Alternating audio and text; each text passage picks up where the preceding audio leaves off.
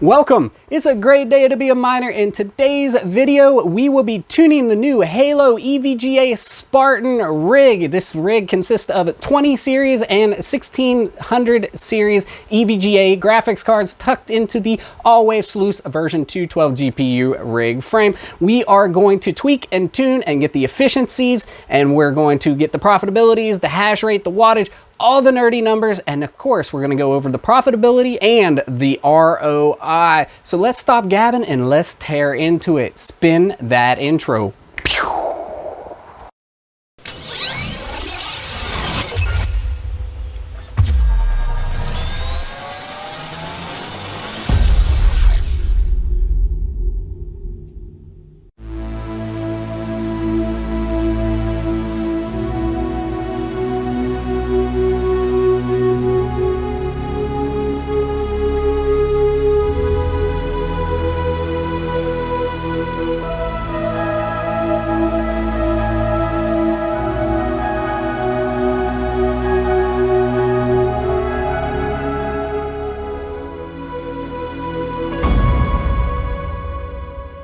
Alright, here we are. We're over into our remote session into our newly built EVGA Spartan rig. And this is completely fresh, so let's just start from the beginning. If you don't know how to overclock, or you don't actually know your overclock setting, the easiest way I've found is to jump over into the NiceHash website where they have some of the gentle preset for your overclocks. And a lot of times I'll take those if I can't remember what I had previously done, like the 1660 Ti and the 2060s and 2060 Supers. I had sold most of those at the beginning of the boom, and then it's been a while, so that's how we're gonna start on this overclock. I'll show you what I am talking about right here. And here are our overclocks. These are basic low-end overclocks that you can use for basically any graphics card that they have listed here. And so on this specific rig, we have a 1660 Ti, we have 2060 Vanilla, which are the KOs, we have 2060 Supers, and we have 2070 Supers. So what we would do is we would put these settings in as a base to get us started, and then once we get those in and get them rolling and get them all up and hashing, then we will tweak and we will try to bring these up. So a lot of times you're going to want to push the memory up quite a bit more than what shows here. I'm pretty sure that these will be more like around 1,000 memory. Same with the 2060 Super. And the core clock could go up or down depending. And then of course we want to get our power down much lower than that. And we'll show you exactly how to do that with the absolute core clock functionality. So let's pop back over into the remote session. And so we're gonna plug all those in. And here is a neat trick. I forgot about this. It's been a long time. I talked to my man Seb Heslow. If you haven't actually subscribed or you're not watching his videos, I highly recommend. I'll make sure to always put a link in the description for Seb's channel. Go check him out. So he reminded me on how to see the 9th, 10th, or beyond GPU. An MSI Afterburner has a limitation with how many the GUI, the graphic interface, this nice little pretty picture here, overlay, can actually show. If you hit the GPU button, you can only get up to 8 graphics cards in here, which is kind of inconvenient, but that's just how it is. So if we want to overclock our 8th GPU, you have to hit settings right here. This gets us into our settings, and do your drop down right here. Select your 9th, 10th, or 11th, 12th, whatever card. Hit OK, and then it jumps you into those overclock settings to adjust right there. So that's how you get to your 9th, 10th, 11th, 12th card. Another thing I always do before I start anything, I go into my settings and I set a custom fan curve. I hit the fan tab. Then I enable user-defined software automatic fan control. Boom.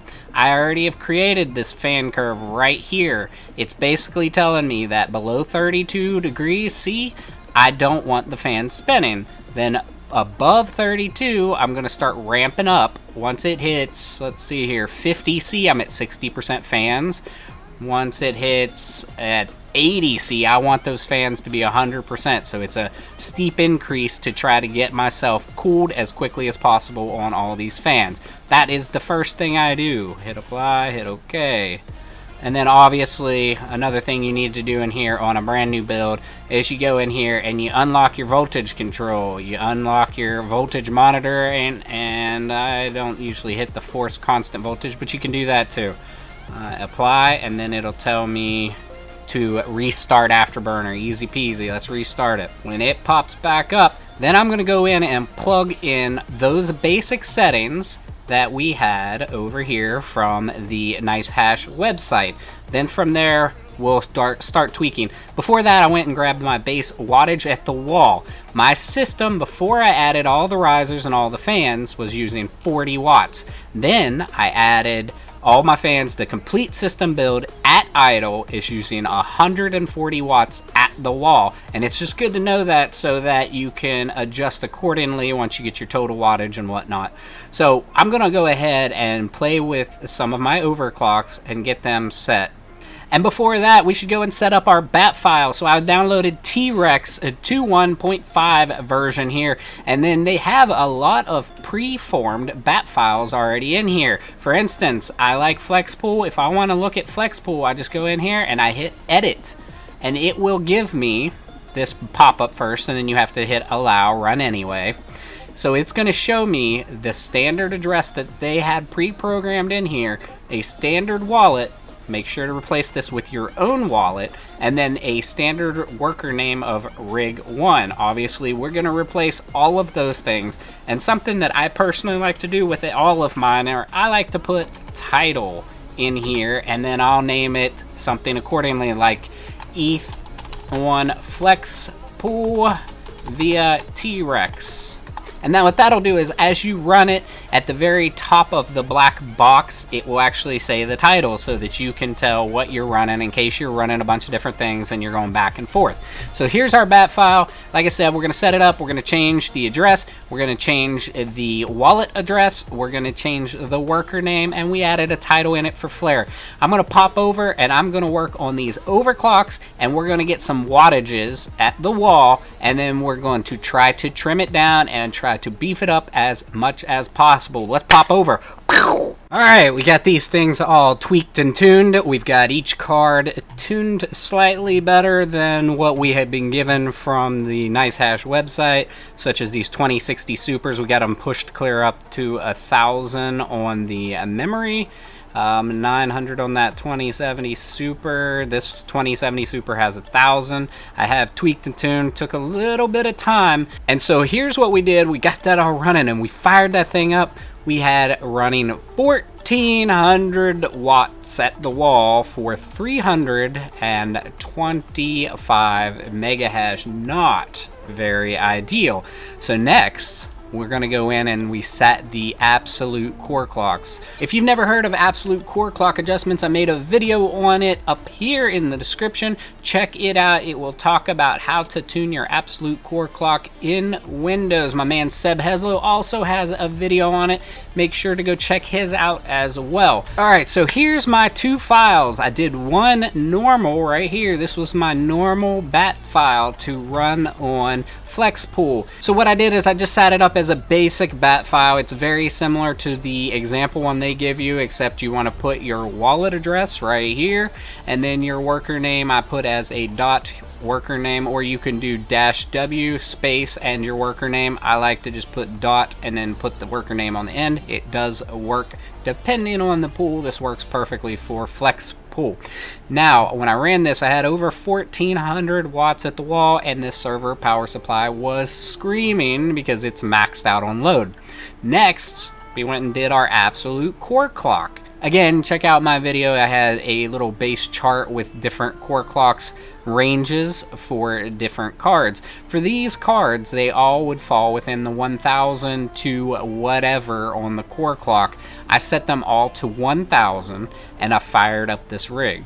Oh, one other thing. Well, if you're using absolute core clock, you have to run the bat file as an administrator. And one thing on that, before you run as an administrator, you have to make sure your file path is right. This is a generically set up bat file right here for Ethermine. And as you'll see, it just says trex.exe. To run as an administrator, you have to have the full file path. You can't just run it in the folder it's located. So if I wanted to run this one as an administrator, I would do right-click Properties. I would get the path. Right here is my path. I'm going to copy this path, and then I'm going to put that path in front of that exe right here, and drop it in, and then a backslash, and there you go. Now it has the full path where that file is located to trigger that exe.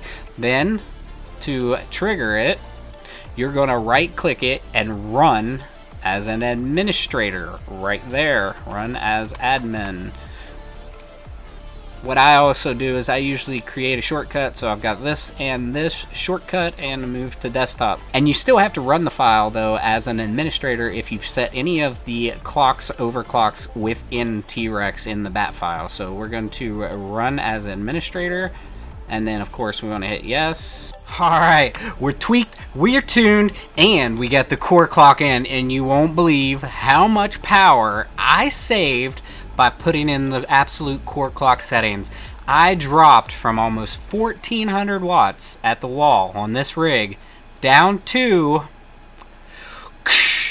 just under 1,000. I saved over 400 watts on a 9-card rig simply by setting the absolute core clock settings. I'm now at 330 mega hash on just under 1,000 watts at the wall. We're gonna let this thing run for quite a while and just make sure that we're getting all valids. It's showing up pretty well, it's reporting well at the pool. We want to make sure that we're not getting a bunch of stale shares or invalid shares. A lot of times it won't show the stale shares in the mining software, but it will show them at the pool if you're getting stale shares. Now if you're getting invalid or rejected shares, they will in fact always show in the miner itself as well. So I think that wraps it up. Let's go over and check out the actual rig again with the camera and check out the power at the wall so we can verify exactly the power. And there's our mega hash, 330 mega hash. That is pretty good. Before we leave, I almost forgot, let's check profitability because that is important. So let's jump over into our Excel spreadsheet first and foremost. Alright, so here we are over in our Excel, and basically I went ahead and had all of my cards in here and already had the rig built, and I had guesstimations on the mega hash and the wattage, and I have my actual cost paid for all of these GPUs. In these total GPUs, I have $4,046.91 total cost, and then of course the system adds a little bit on, and I'm going to guesstimate $4,500 total. So then the next thing I did is I calculated a guesstimation on watts before absolute core clock. 913 was what I was guessing the GPUs would use, plus the risers, plus the system, plus the fans. I guesstimated 1,323 watts. In reality, it's using about 1,400 watts before absolute core clock. So over here we've got our system actually runs 40 watts before the risers are hooked up and before the fans are hooked up. Then at idle with everything hooked up but not mining, 160 watts at the wall.